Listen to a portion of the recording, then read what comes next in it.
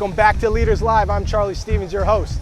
We are excited to be back after a 2-week layover. We are down here at the World Trade Center site to meet with a leading founder, Gil Eyal, CEO, founder of Hyper, the world's leading influencer marketing platform. We're going to 7 World Trade, right over my shoulder, the 46th floor.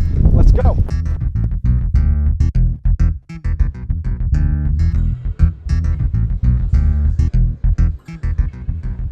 Check out these views on the 46th floor. Hudson River, got Hudson Yards complex up there, 34th Street, Midtown Manhattan. Got the Jenga building, not bad over here.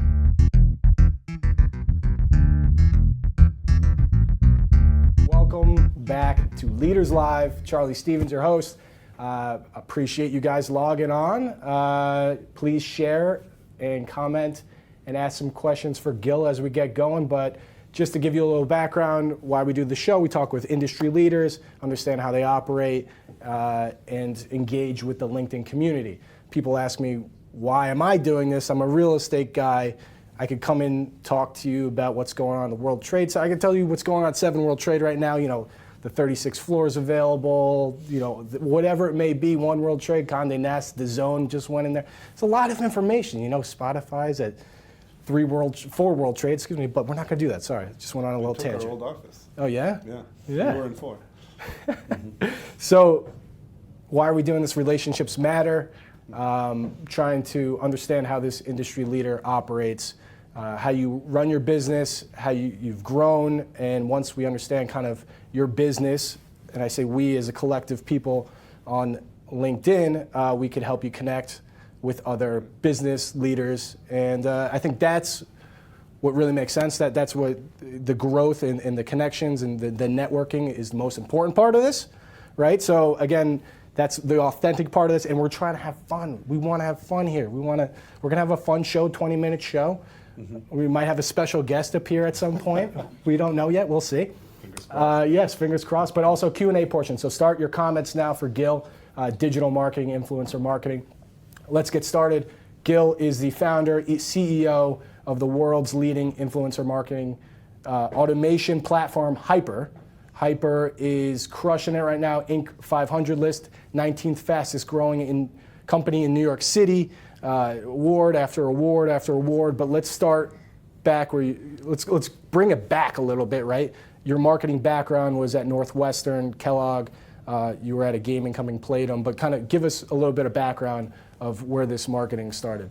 Sure, yeah. So I was a lawyer, confession, reformed, and I didn't love it. I spent a few years working as a lawyer, and I made this crazy decision to shift into marketing. I got an MBA at Kellogg and started really being enamored by the opportunities that marketing presented from the way that they just got me excited and the things that I could do with them. And during that MBA program, I got lucky. I got an internship with a company called Playdom, which fortunately just blew up right when I was there. I like to say because of me, but really not because of me. There's 599 other people who were there. It really blew up, and what Playdom did was it developed games on MySpace and Facebook. It was the biggest developer on MySpace, one of the biggest developers on Facebook, at a time where people didn't have smartphones. People didn't have other channels to play on, and what I learned very quickly was that it wasn't a gaming company. It wasn't about the games that we developed. It was about being able to market better than others, being able to acquire customers for a cheaper price, being able to extract more value from each customer. And that had to do with the very basic marketing fundamentals that we were studying at business school. How do you target the right audience? How do you get the right message across? And I got really, really excited about that. Didn't have the opportunity to stay along with the company because it got acquired by Disney for a lot of money very quickly. And I ended up joining this startup that had similar needs. It was called Mobley Media. Mobley Media, yes. It was gained some notoriety mainly because of the idea that when we were finally moving from traditional social networks to mobile, we were trying to market this app in the same way that we were marketing the games on Playdom, and it wasn't working as well. The platforms had changed. And we decided that it's time to try to work with celebrities. Can we get celebrities to use our platform in a way that's going to get their audience to come? They have a big audience. Yeah. They're influential. And when we well, what started out as an idea quickly blew up when Leonardo DiCaprio was somehow exposed to our app. Said, "I like this. I'm going to invest." Right. Good friend of mine. Good for, you guys hang out a lot? Yeah. A lot. Met him like twice. And we ended up doing a deal where he was part of our original investment team, but he also brought in a lot of other celebrities. And I ended up moving away from just doing digital marketing to doing celebrity endorsements, and eventually going lower and lower into smaller, influential people online, and reaching this idea that, wait a second, every decision I make is influenced by somebody. If we could really figure out who influences who online, there's a lot we could do with that. Right. So that's where the idea for Hyper was born. Valuable information. Right? Exactly. Yeah, it's valuable information because at the end of the day, we all make our decisions based on somebody that we trust. You decide which restaurant to go to over the weekend. You decide which vacation spot to go to. You decide where to work. If decide which movies to see. There's somebody in your life, and each one of those, and it doesn't have to be the same person, but each one of those decisions is very, very influential. And with social networks becoming so powerful and such a big part of everybody's life, I recognize that we could identify who of the millions of people on these social networks, who are the ones who are influential within a specific context. And that's where Hyper was born. Mobile ended up losing the market to this small company called Instagram. Right. Unfortunately. But, I've heard of them. Yeah. You and DiCaprio. Right? Yeah, exactly. And that's where we talk. Right. DM each other. And I started Hyper with this idea that I think marketers would want to reach their audience through other channels in traditional digital marketing. Mm-hmm. At the same time, we saw things like ad blockers become really popular. Yeah. And we saw that people were just blind to advertising. Like, I'll ask all our viewers right now, how many of you have been on the internet? Everybody, because you're on it right now. Have you seen an ad today? And now answer honestly in the chat. Do you remember what it was for? And very few people remember. Even when I asked that question in a room filled with digital media buyers, and I asked them, do you remember which ad you recently saw? They don't remember. Mm-hmm. Or they don't remember the brand. If they do remember, it's because they're like, that's weird. How did they know that I'm looking for cream against balding? How did the advertiser know all my private stuff? That's when people remember. And that's an uncomfortable environment for advertisers and for people who are being advertised to. The world of influencers turned out to be an amazing environment because you follow these people because you trust them. Yeah. They're not advertising to you. If they recommend something, it's because they genuinely think that thing is valuable. And that's where we found this niche that was growing really, really fast. It's still very young, but is becoming really, really, really meaningful. And unlike celebrity endorsements, is really focused on data and understanding who is their audience, who's influential within this context. I'm trying to sell a book about poker. Yeah. Is Justin Bieber going to sell that book? Probably not. But there are a lot of people online that if you care about poker, you listen to every word they say. Yeah. That's the true influencer of it, right? Yeah. Exactly it. Not the famous, but the influential. Right. I mean, an influencer could be a mom in a group in the town talking about mom things, or like the Massapequa moms. Big shout out to that. I mean, there's influencers in that community too. Everywhere, in a church, in a school environment. Think about school. Who were the kids who decided which parties to go to the weekend? Right. College, who decided which bars were the bars to go to? Mm-hmm. Within a specific context, they become the thought leader. Right. And we see it in every. I challenge you to think of any aspect in your life where there aren't people like that. How did you come up with the name Hyper? Well, we had a really embarrassing name, which I refused to say. And one of the first VCs, I'm going to shout this out to this wonderful Tamar Bezalel, who was one of the first VCs we met. She said to me, "Look, I really want to invest, but I'm not investing in something that's called dollar social. It was social with a dollar sign." And she said, come back with a new name. And so I posted on Facebook. I was like, "Look, people don't like this name. I think it's awesome, but." There was an overwhelming agreement that this was a terrible name, and then people started saying, well, what do influencers do? They hype up stuff, and suddenly people threw out different names, and one of them was Hyper, and it was with an E, but of course that was taken. And then not cool enough, take the E out. Yeah, I like that. Come on, this is startup world. Yeah. So somebody came up, why don't you just do it without the E? And there was like a zillion responses, and I was like, okay, it's like, the people have spoken, right. And then everybody I told it to was like, that's a pretty cool name, and it's been with us ever since. So let's talk about the product and the services that you have. I did a little walkthrough demo yesterday. I thought it was really cool. The value I see Well, let's talk about what the product and services are. I mean, marketers have a budget, Fortune 500 companies you're dealing with that they're probably watching right now. What do I do with that? Do I get an influencer to market my product? What do I do? How do I navigate that? And I think that's where Hyper comes in. So our goal is to really make all the things that marketers hate doing easy and automatic. Marketers love creating content. They love understanding which audience they should be targeting. Yeah. What they don't like doing is sitting and through piles of names and trying to figure out which one is the right name for them and which one they should be talking to.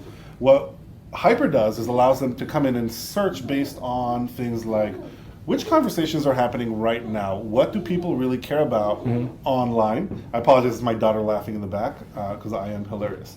And I'm very influential in her life. So they want to know, who are the people that are at the center of the conversations that are relevant to the product that I am trying to market? Who reaches my audience? Yeah. Who leads the conversations that talk about this specific subject? And what we provide them is a tool that's very sophisticated. It tracks billions of social accounts regularly to understand which conversations are happening and identifies the people that are really at the center.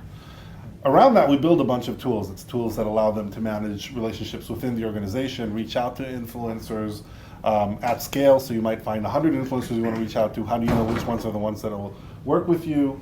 And then measure their performance, pay them. Basically all the stuff that is manual that nobody really wants to do, we automate with our platform so that they can then focus on being creative, picking the right influencers based on a really big pool and the data that they need in order to do that, and then just understanding who's performing well and reactivating the ones that and what their demographic is. I mean, I think in the demo that I saw, which was with Kate Upton, not my choice, but I think that's the AI. Yeah, right. It ends up there. It was a beauty brand that was investing in her, but her demographic is males in sports, so it didn't really make sense. But if you had Hyper, you could look at this platform with a jacked up algorithm showing where these people are actually. And we see that happen all the time because it's common.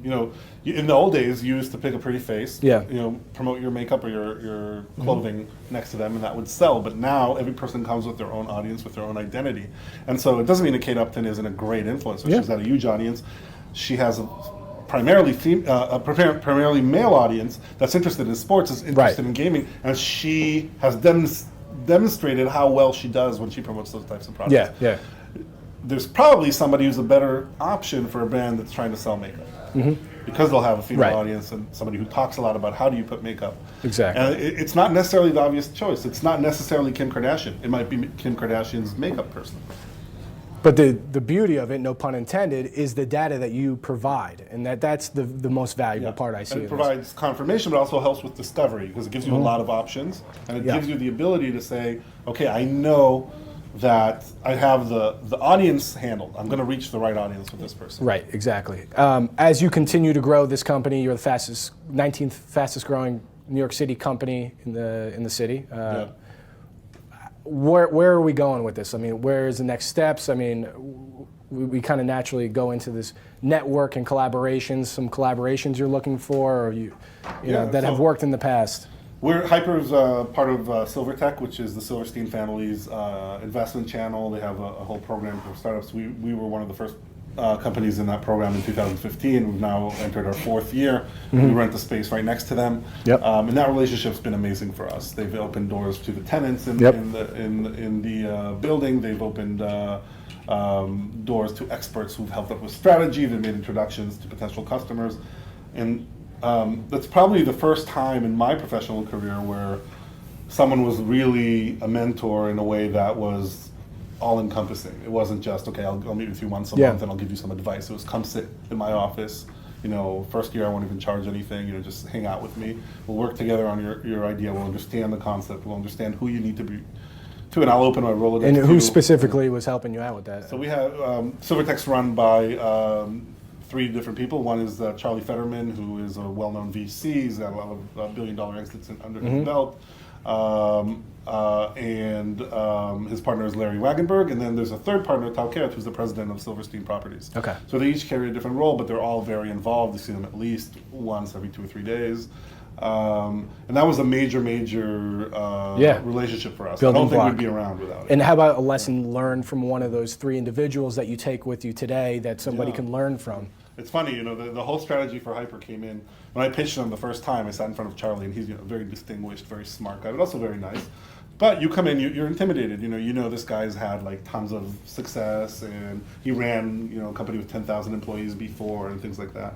And you present your concept, and you need to appear intelligent and smart. And I remember I pitched him the original concept for Hyper, which was a lot less sophisticated technologically, didn't have a SaaS model behind it. It was more about pay as you use it. And I remember him asking me to get up at some point. He sat in front of my computer and started changing my presentation. And for 2 or 3 minutes, I just sat there a little stunned, what's going on? What is he doing? And then he looked at me and he said, no, this is good. This means I like what you're doing. But let me ask you a question. Are we building a business that's going to help Gil and his family be very wealthy, or are we concerned with Gil's grandchildren and their grandchildren and their grandchildren? And I was like, the second one. We'll go with the second one. He's like, okay, well, here's some ideas. And the way he presented those ideas was very convincing. But what he did was he said, okay, now you go home, think about this, come back. If you're interested, I'll bring in Tal, and I'll bring in another friend of ours, who at the time was running a family office called Cleaning the Scene Fields. Today is another fund, Robert Mai. And you pitch them. And so the whole weekend I let his ideas sink in. I revised our presentation. It was really not a 180-degree change, but it was like a 45-degree change from what we were doing. Yeah. And I come in at 8 a.m. They had a series of meetings at 8:30 and ongoing, so they kind of squeezed me in at the beginning. I walk in and I do my presentation, and I had received 50 to 100 no's. When I was lucky, it wasn't accompanied with a lecture of why this would never work. I got tons of those. And it all fit together. 5 minutes, I did the pitch, and then 5 minutes in, Robert asked a question, which I don't remember what it was, and then Tal asked a question, and then they looked at each other and they said, this sounds pretty good. Charlie, what do you think? And Charlie said, well, I kind of helped, think about it, so I like it. And they said, okay, well, you have $1 million, let's go raise another $4 million. And I said, well, I was only raising $1.5 million. And they said, no, you need to raise, what you're building is something big, you need to raise a significant amount. Yeah. Within 3 weeks, they had introduced me to investors. We had $5.5 million in that first round, and it was just amazing. Let's go, yeah. And they were hands-on. I mean, they came to meetings. These are busy people. Right. And it kind of taught me this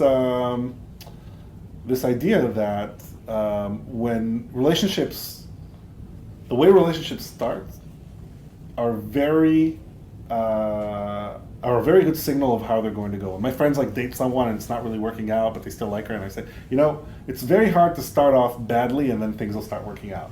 I find that in a lot of places. Same thing with relationships and business. If things work out smoothly at the beginning, if there's a good connection, then you'll work out all the challenges later.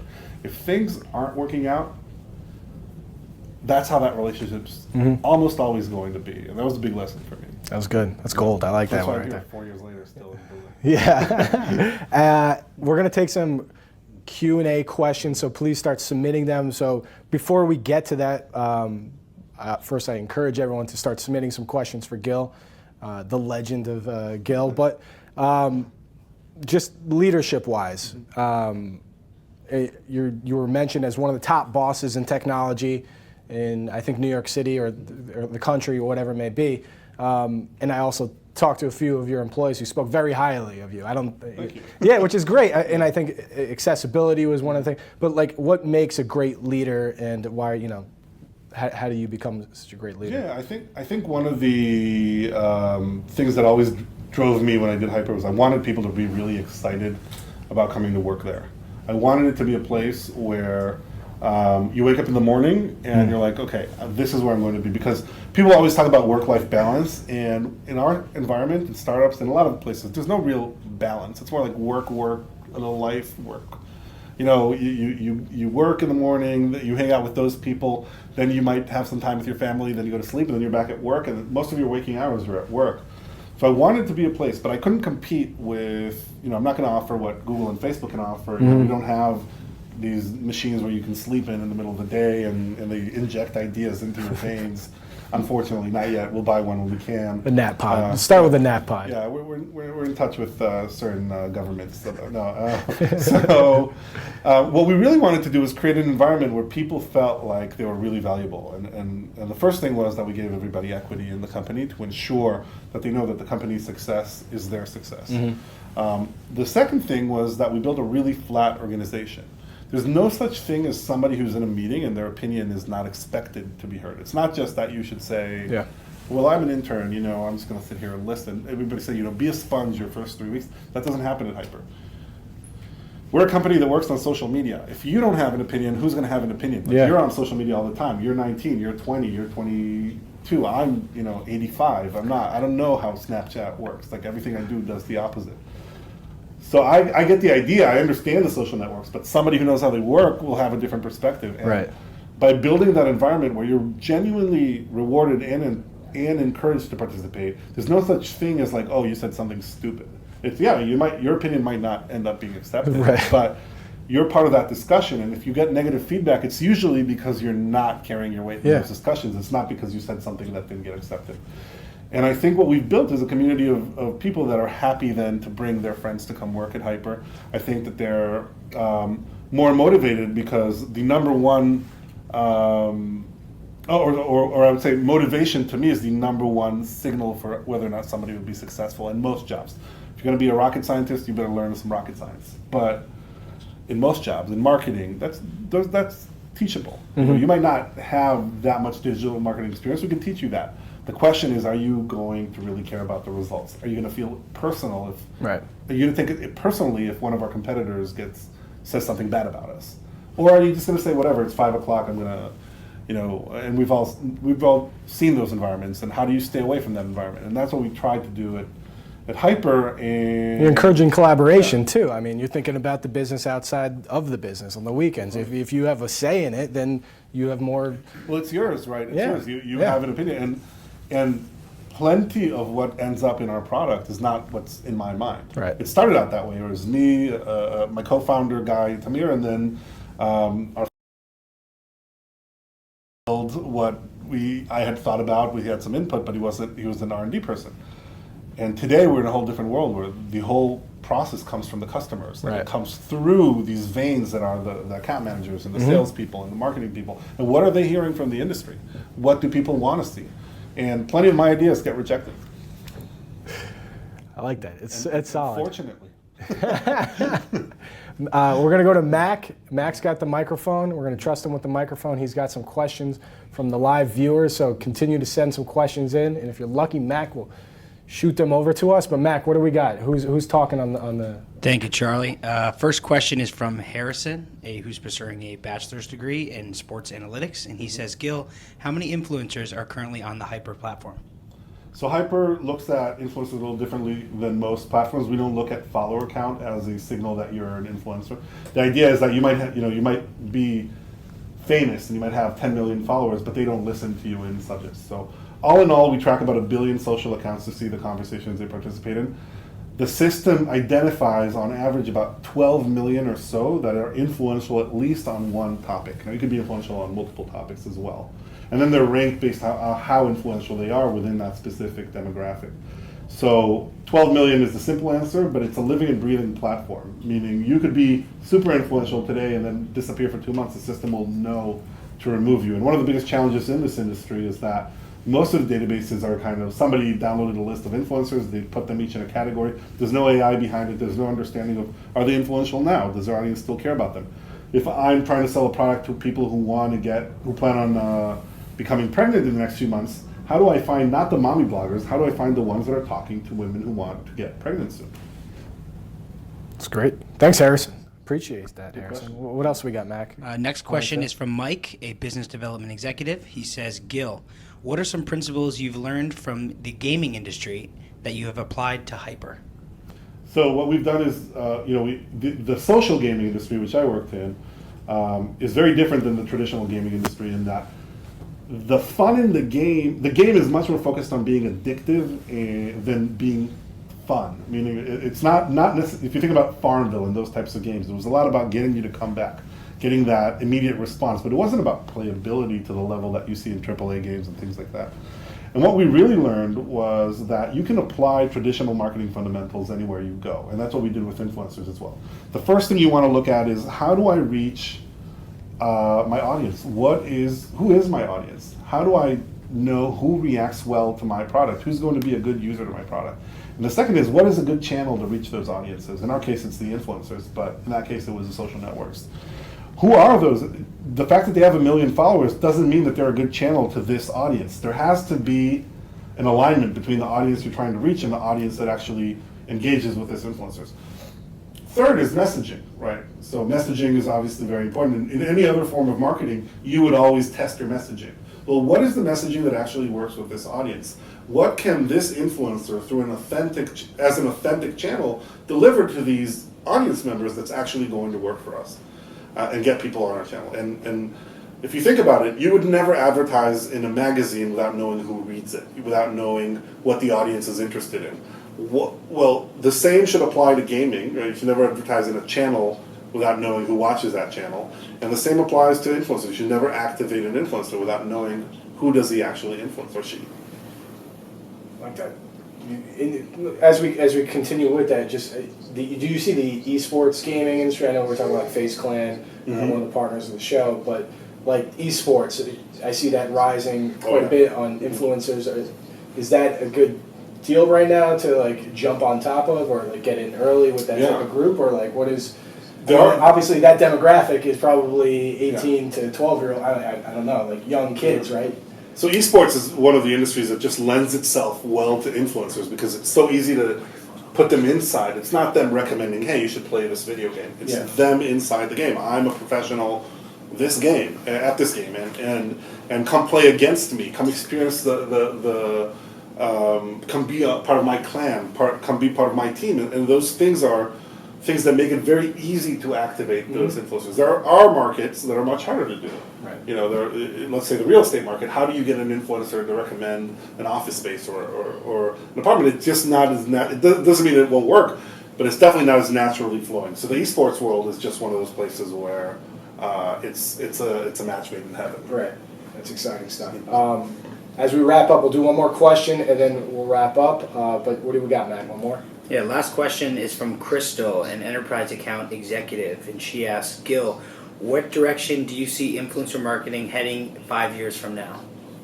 Good question. Yeah, so I think the industry is broken down into two, and there's a short-term direction and there's a long-term direction. I think short-term, we're talking about different tools that help people manage their relationships one-on-one with influencers and build long-term relationships, manage it within the organization. I think in the long term, we're going to full automation. For influencer marketing to really work, for it to be scalable so anybody can do it, it really needs to go down to the level of I press a button, I tell the computer what audience I want to reach. The computer knows which influencers reach that audience. It reaches out to them. It activates them. It measures their performance. It reactivates the ones that are doing well. And that's where the technology is going. I think the market's not ready for it yet. But judging by other markets, looking at digital marketing, you used to have to call up a website and ask them what traffic they had, how many people, where from. Today it's all fully automated. And I think influencer marketing, others will disagree. There's a big debate about this. I think it'll end up being fully automated because of one thing, which is that the influencers are becoming a commodity. Every single one of them, when you have the data, when you have the understanding, has thousands of replacements that you can choose from. So the computer can reach out to a lot of them, activate the ones that actually want to work with you, and if they don't want to work with you or they're being difficult, they'll just go on to the next one. And that's going to allow automation and scaling to smaller businesses and smaller operations. Personal ethos. My favorite is Mario Andretti. He said, if everything feels under control, you must not be driving fast enough. And I think that's such a smart statement for the startup world. If you're just selling and everything's going on fine and investors get your idea and nobody thinks you're crazy, then you're not doing anything innovative. You're not doing anything really unique.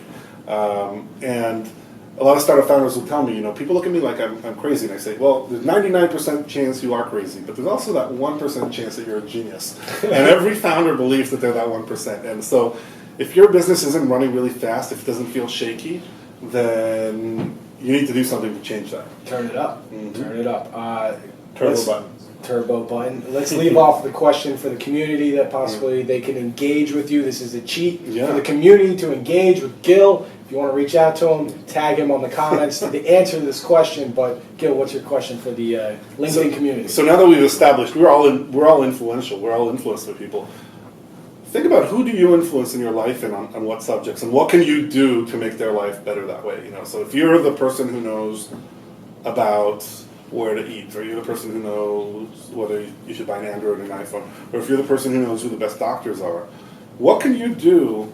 Leverage all the technology that we have, leverage all the communication that we have to create value. Start there. It doesn't have to make you money, but that's going to create a community around you. That's going to help you meet the right people. It's going to help you grow. So my challenge to you is to think, who do you influence? Why do you influence them? And how can you be doing better at that? And also, just reach out even if you don't have an answer to that question. I'm happy to answer anyone. Solid. I appreciate your time. Thanks for having me. That's it. We're going to wrap it up, and thanks for watching, guys. See you next week, Thursday, 3 p.m., our new time. And thanks a lot. Nadal is going to hit the music, and we're going to wrap it up. That's it. I'll be watching. Yes. Cool. Thank you. Thanks for having me. Yes. Libby, good job.